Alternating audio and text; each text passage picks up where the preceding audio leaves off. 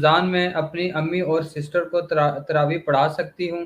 وہ قرآن فلوئنٹلی نہیں پڑھ سکتی، پلیز ہاں اپلائی۔ جی ضرور پڑھائیں. سنن ابی داؤد میں حدیث موجود ہے کہ عورتوں کی امامت کے لیے نبی علیہ السلام نے ایک عورت کو مقرر کیا تھا، تو عورت کی امامت کر سکتی ہے. بالکل پڑھائیں جی، ضرور پڑھائیں. اور اس میں پھر یہ ہوگا کہ عورت جب امامت کرے گی وہ اسی صف میں سینٹر میں کھڑی ہوگی، اپنی دائیں بائیں اور عورتوں کو کھڑا کرے. اس میں یہ نہیں ہوگا عورت آگے ہوگی اور پیچھے وہ یعنی عورتوں کی صف ہوگی، بلکہ وہ اسی پہلی صف میں درمیان میں کھڑی ہوگی. جی نیکسٹ. علی بھائی اگلا سوال ہے، کیا مرد و عورت کی نماز کی جماعت ایک ہی صف میں ہو جائے گی اگر درمیان میں صرف کپڑے کے پردے سے پردہ کیا ہو؟ نہیں جی نہیں ہوگی. بخاری مسلم میں واضح موجود ہے کہ عورتوں کی صف آخری ہوگی، اس سے پھر قریب والی صف امام کے بچوں کی ہوگی اور پھر مردوں کی ہوگی. ایک صف میں نہیں ہو سکتی، ایک صف میں نہیں ہوگی. ہاں اگر ایک پوری ایک جگہ علادہ بنائی ہوئی ہے نا عورتوں کے لیے آج کل پردے کے اعتبار سے، تو وہ پھر اجتہادی مسئلہ ہے. جس طرح میں نے اسلام آباد میں دیکھا ہے کہ وہ بلڈنگ میں ایک پارٹیشن کر کے انہوں نے عورتوں کو سائڈ پہ کیا ہوا ہے، مردوں کو سائڈ. تو ظاہر ہے اس میں تو عورتیں پہلی صف میں بھی آ جاتی ہیں، لیکن وہ صف علیحدہ سے صف شمار کی جائے گی کیونکہ وہ بلڈنگ کی علیحدہ ہے، پریمیسز علیحدہ ہے اور مجبوراً ہے ظاہر ہے اس وجہ سے. تو اس طرح کے کیس میں تو ہو جائے گی. لیکن میں اس پردے سے یہ سمجھوں کہ شاید اور مرد کھڑے ہیں اور ساتھ ہی پردہ ہے ایک کپڑے کا ٹنگا اور ساتھ ہی عورتوں کی صف شروع ہو گئی ہے، وہ تو پھر کوئی بھی چھیڑخانی بھی کر سکتا ہے، بہت خطرناک معاملہ ہے. اگر پردے سے مراد پوری پارٹیشن ہے پھر ٹھیک ہے، کوئی مسئلہ نہیں، پھر ہو جائے گی. علی بھائی اگلا سوال ہے، کیا عورت مردوں کی امامت کروا سکتی ہے، اور عورت کی امامت کا طریقہ بتائیں. ہاں جی یہ مسئلہ جو وہ ام ورقہ والی حدیث موجود ہے جی صحیح سند کے ساتھ ابو داؤد کے اندر، کہ ان کی ڈیوٹی نبی علیہ السلام نے لگائی تھی کہ وہ اپنے گھر والوں کو نماز پڑھایا کرتی تھی. اور وہ آج کل غامدی صاحب کا بھی کلپ، شکر ہے غامدی صاحب کا نام نہیں لیا، غامدی صاحب کچھ کرتے ہیں تو وہ مجھے وکالت کرنی پڑتی ہے، تو میں کسی کا وکیل نہیں ہوں. ان کی آدھی بات درست ہے کہ عورت امامت کروا سکتی ہے، لیکن کس کی؟ اپنے گھر والوں کی اور عورتوں کی.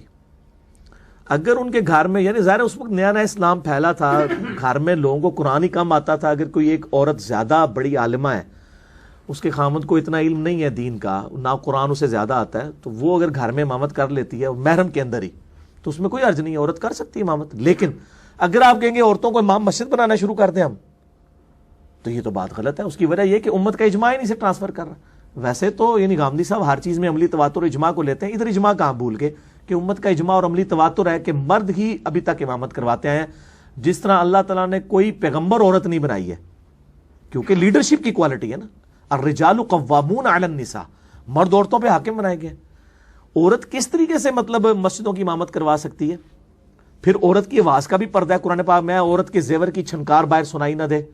نبی کی بیویوں سے زیادہ پرہیزگار نہیں تھا، ان کو کہا گیا کہ تم کوئی لجاجت کے ساتھ بات نہ کرنا، کہ جس کے دل میں کوئی روگ ہے تو وہ کوئی اسکینڈل چلانا شروع کر دے. تو بات سختی کے ساتھ کرو، پردے میں کرو.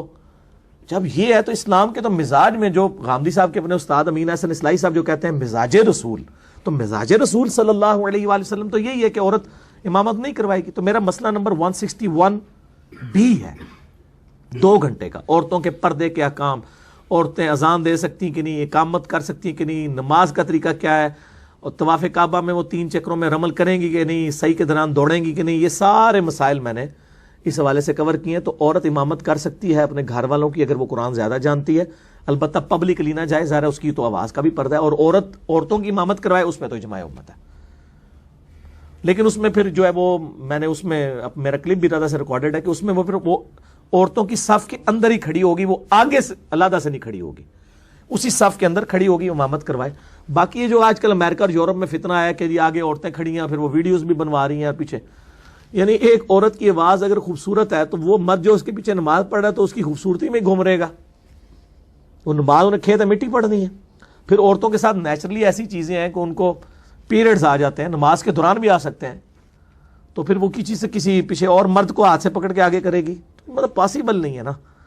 تو یعنی یہ اسلام کے کلچر میں نہیں چیز بیٹھتی ہے کہ عورتیں جو ہیں وہ پبلکلی آ کے امامت کریں. گھر کے اندر اگر وہ صرف محرم رشتہ داروں میں امامت کر لیتی ہیں تو اس میں کوئی حرج نہیں ہے، اور عورتوں کی امامت کرتی ہیں تو اس میں بھی کوئی حرج نہیں ہے، جواز اس کے اندر موجود ہے. لیکن وہ والا جو مسئلہ ہے نا کہ جی وہ مردوں کی امامت کروائے اور جا کے مسجدوں میں عورتوں کو امام رکھنا شروع کر دیا جائے تو یہ بالکل اجماع امت کے خلاف ہے.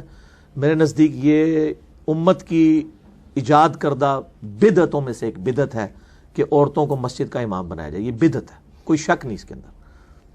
جی علی بھائی, اس میں ضمن ایک چھوٹا سا سوال ہے کہ ابھی آپ نے ذکر کیا ہے, اعتراض اٹھایا جاتا ہے اصل میں نا, وہ کہتے ہیں کہ جو ابھی آپ نے کہا کہ گھر والوں کی امامت کروا سکتی ہے عورت, اس میں اس کے محرم رشتہ دار ہو سکتے ہیں, اس کا خامن جیسے ہو گیا, ٹھیک ہے, تو لیکن حدیث میں الفاظ ہے شیخن کبیرہ, اور اس میں بھی ہے کہ انہوں نے نماز پڑھی ہے پیچھے نہیں پڑھی, اس کا ذکر نہیں ہے. کیا یعنی جو ایک حدیث میں الفاظ ہے شیخن کبیرہ, یعنی کہ بہت ہی ضعیف آدمی تھا جن کو مؤذن مقرر کیا تھا, انہوں نے نماز پڑھی یا ام ورقہ کے پیچھے یا نہیں, یہ اس حدیث میں نہیں. چلے وہ دار حق کے الفاظ ہیں, وہ ہو سکتا ہے شیخن کبیر ان کا رشتہ دار ہی ہو کوئی, ان کا ہی کوئی, یعنی اس زمانے کی کیٹاسٹرافک کنڈیشن کو آپ سمجھ نہیں سکتے. جہاں پہ میرے بھائی 5-6 سال کا معاذ ابن جبل امامت کروا رہا ہے, تو اس کا مطلب ہے کہ اتنا قرآن کسی کو نہیں آتا تھا نا. تو آج کے حالات و واقعات میں آپ دیکھیں چیزوں کو سمجھنا, اس وقت نیا نیا اسلام آ رہا تھا, لوگ چیزیں سیکھ رہے تھے. اب بخاری میں حدیث آتی ہے کہ ایک شخص آیا مسجد میں, اس نے کونے میں پیشاب کرنا شروع کر دیا. ہمارا تو بچہ بھی یہ کام نہیں کرے گا, اس لیے کہ بچے کی بچپن سے تربیت ہوئی ہے. اس وقت نیا نیا اسلام آیا ہے تو لوگ آہستہ آہستہ لرن کر رہے تھے, پھر آپ نے اس کو بلا کے سمجھایا کہ مسجد میں یہ کام نہیں کرنا. تو آپ ان حالات و واقعات میں بھی چیزوں کو لے کے دیکھیں کہ اس وقت کیا صورتحال تھی. اس کے بعد جب اس چیز کو اسٹیبلش کیا جاتا ہے نا, جو چیز اسٹیبلش ہوگی وہ ایز اے دین. ایک اسپیسیفک کیس سے آپ یہ معاملہ نہیں لے سکتے. وہ اسٹیبلش تو میں بتا رہا ہوں اجماع ہے, ہمیں دکھائے نا, مطلب کہ ایک روایت کو لے کے آپ اجماع کو, میں نے پہلے بھی بتایا کہ امام شافعی نے کتاب الام میں لکھا ہے کہ اگر کوئی صحیح حدیث بھی ہو اور اجماع امت سے ٹکرا رہی ہو, وہ حدیث چھوڑ دی جائے گی, وہ منسوخ تصور کی جائے گی اور اجماع امت کو دی جائے گی. اور یہاں پہ تو کلیئر بھی کوئی نہیں ہے, چاہے جائے کہ ایک ام ورقہ کی ایک اکلوتی جو وہ غریب حدیث کو لے کے تو آپ پورے اجماع کا انکار کرنا شروع کر دیں. اجماع امت اور عملی تواتر کو تو غامدی صاحب خود جو ہے حدیث کے اوپر پرائرٹی دیتے ہیں. حدیث کیا, وہ تو حدیثوں کے اوپر پرائرٹی دے دیتے ہیں. اور یہ تو ابو داؤد کی ایک روایت ہے ہماری, وہ مین سٹریم کی بخاری مسلم میں بھی نہیں آئی ہوئی, ٹھیک ہے, اور وہ بھی ایمبیگوس ہے, مبہم ہے. اور میں نے بتا دیا کیٹاسٹرافک کنڈیشن ہو سکتی ہے. دار ہا کے الفاظ ہیں, وہ کہتے ہیں اس سے مراد احاطہ ہے, احاطہ ہے, تو وہ ہو سکتا ہے کہ وہاں پہ مطلب اور کوئی قرآن کا علم والا بندہ ہی موجود نہ ہو, تو وہ اپنے محرم لوگوں کو پڑھا رہی ہوں. تو اس طریقے سے نہیں یہ معاملات. رزلٹ نکالنے کے لیے آپ کو ڈیفینیٹ دلیل چاہیے ہوتی ہے. کیا سرائیوں سے تو آپ کچھ سے کچھ رزلٹ نکال دیں گے. لوگ پتہ نہیں کیا کیا چھوٹی سی بات لیتے ہیں تو کہتے ہیں جی اے ہو گیا ہوگا. جس طرح ہمارے وہ اہل حدیث بھائی ہیں, وہ کہتے ہیں جی وہ نبی علیہ السلام ایک دفعہ مسجد میں آئے تو آپ فوراً چلے گئے, صحیح بخاری میں حدیث ہے. پھر آپ آئے, آپ نے فرمایا کہ میں بھول گیا تھا, میں جنبی تھا, غسل فرض تھا مجھ پہ, میں غسل کرنا بھول گیا تھا. اور صحابہ کہتے ہیں کہ ہم نے آپ سے ان کے بالوں سے پانی کے قطرے ٹپکتے ہوئے دیکھے, یعنی آپ اسی حالت میں آ کے آپ نے فجر کی نماز پڑھائی. تو اس سے اہل حدیث نے پتہ کیا رزلٹ نکالا ہے, کہتے ہیں اس سے پتہ چلا آپ نے ننگے ساتھ نماز پڑھائی ہے. یار بالوں میں سے اگر پانی کے قطرے ٹپک رہے تھے تو وہ جو صحابی روایت کر رہا ہے وہ بھی تو کہہ سکتا کہ آپ وسلم ننگے سر تھے. وہ قطرے تو ٹپکیں گے کیونکہ آپ نے زلفیں رکھی ہوئی تھی, اور زلفیں یہاں تک ہوتی ہیں, تو آپ نے پگڑی بھی پہنی ہو تو بال پانی یہاں سے ٹپک رہا ہوگا, یہاں سے تو نہیں ٹپک ٹپک کے ایسے گر رہا تھا.